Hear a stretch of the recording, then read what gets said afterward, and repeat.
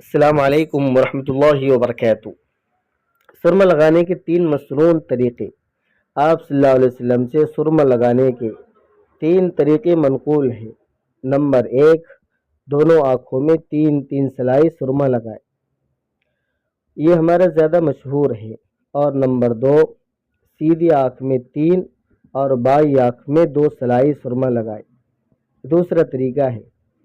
اور تیسرا طریقہ ہے دونوں آنکھوں میں 2 سلائی سرما لگائے، 2 آنکھ میں، پہلی دائیں آنکھ میں پھر بائیں آنکھ میں 2 اور 1 سلائی مشترکہ لگائے، یعنی دونوں میں 1 سلائی سے، یہ نمبر 3 ہو گئے۔